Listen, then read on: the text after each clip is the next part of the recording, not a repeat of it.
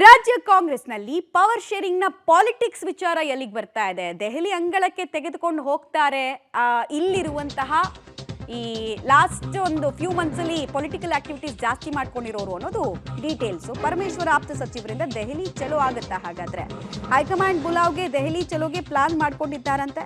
February 10ನೇ ತಾರೀಕೊಳಗೆ 4 ಸಚಿವರಿಂದ high command ಭೇಟಿ ಆಗೋ ಸಾಧ್ಯತೆ ಇದೆ.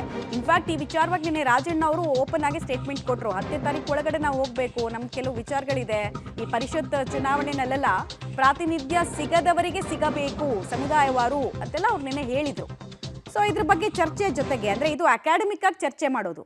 ಇದನ್ನ ಬಿಟ್ಟು ಡಿ.ಕೆ. ಶಿವಕುಮಾರ್ ವಿರುದ್ಧ ಹೈಕಮಾಂಡ್ಗೆ ಚಾರ್ಜ್ ಶೀಟ್ ಅನ್ನು ಸಲ್ಲಿಸ್ತಾರ. ಬಿಕಾಸ್ ಡಿ.ಕೆ. ಶಿವಕುಮಾರ್ ಅವರ ಏಕಪಕ್ಷ ನಿರ್ಧಾರಕ್ಕೆ, ನಮ್ಮನ್ನು ಓವರ್ಟೇಕ್ ಮಾಡುವಂತಹ ಕೆಲಸಕ್ಕೆ ನಮ್ಮ ಸಮ್ಮತಿ ಇಲ್ಲ ಅಂತ ಲಾಸ್ಟ್ ಫ್ಯೂ ಡೇಸ್ ಅಲ್ಲಿ ಪರೋಕ್ಷ ಅಸಮಾಧಾನವನ್ನ ವ್ಯಕ್ತಪಡಿಸಿದವರೇ ಈಗ ದೆಹಲಿಗೆ ಹೋಗ್ತಾ ಇರೋದು. ಹೀಗಾಗಿ ಕುತೂಹಲ ಇದೆ.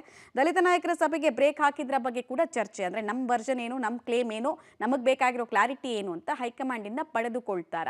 ಮತ್ತೆ ಮುಖ್ಯವಾಗಿ ಈ ಕಾಂಗ್ರೆಸ್ ನಲ್ಲಿ ಇದೆಯಲ್ಲ ಒನ್ ಮ್ಯಾನ್ ಒನ್ ಪೋಸ್ಟ್ ಅಂತ ಉದಯಪುರದ ನಿರ್ಣಯ, ಅದು ಡಿ.ಕೆ. ಶಿವಕುಮಾರ್ ಅವ್ರ ಕೇಸ್ನಲ್ಲಿ ಯಾಕೆ ಆಗ್ತಾ ಇಲ್ಲ? ಅಕಸ್ಮಾತ್ ಅವರು ಎಕ್ಸ್ಟೆನ್ಷನ್ ಇದ್ದಾರೆ ಅಂದ್ರೆ ಕೆಪಿಸಿಸಿ ಅಧ್ಯಕ್ಷ ಸ್ಥಾನಕ್ಕೆ ಅದನ್ನ ಹೇಳ್ಬಿಡ್ಲಿ ಅವರು ಅಂತ ಒಂದು ಕ್ಲಾರಿಟಿಯನ್ನ ಬಯಸಿ ಕೂಡ ಹೋಗ್ತಿದ್ದಾರೆ.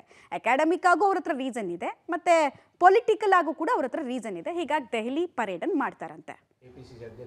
ಅದೆಲ್ಲ ಹೈಕಮಾಂಡ್ ಕೇಳಬೇಕು. ನೆಕ್ಸ್ಟ್ ವೀಕ್ ಅಲ್ಲಿ 10ನೇ ತಾರೀಕು ಒಳಗಡೆ ಹೋಗ್ತೀನಿ. ವಿಶೇಷ ಇದ್ದೇ ಇರ್ತದೆ. ಈಗ ನಡೀತಿದೆಯೋ ನಡೀತಾ ಇಲ್ವೋ ಅವೆಲ್ಲ ಹೇಳೋದಕ್ಕೆ ದಿಸ್ ಇಸ್ ಟೂ ಅರ್ಲಿ.